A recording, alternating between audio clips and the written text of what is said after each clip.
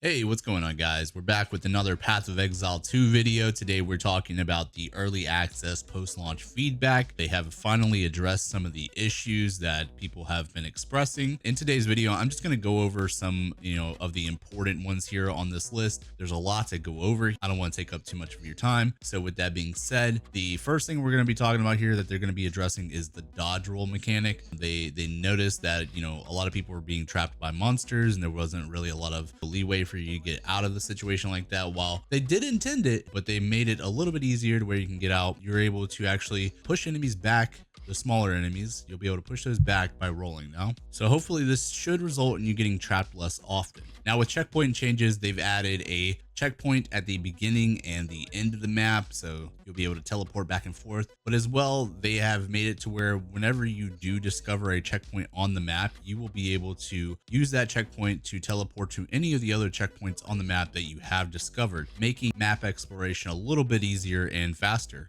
Now with the big one, item changes, a lot of people have expressed that the feeling of the game is not rewarding enough. Obviously, this is an area that they have to be very careful with. They say right here that when adjusting it, because it's very hard to reduce drops if they increase them by too much. So you have to take this in increments, like very tiny increments, until the player base is happy.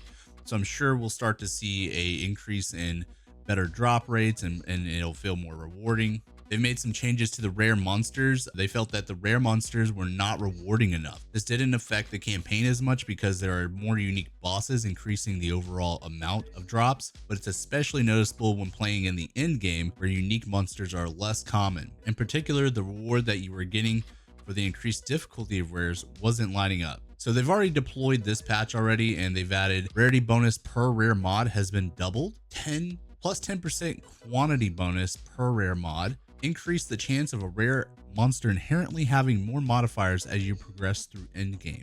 These changes will cause rare monster rewards to naturally scale up as you get to higher levels because the number of mods a monster can have increases throughout the campaign and into endgame.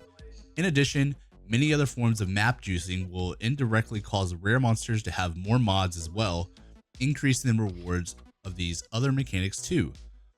Also note the change below to make sure each map has a minimum number of rares, which will also increase the average number of rare mods and thus increasing drops further. So this is actually a pretty big one, and they've already implemented this in the game. There's a little patch, I think it was server side, and you didn't have to download anything, but it is definitely in the game and I've noticed a difference already.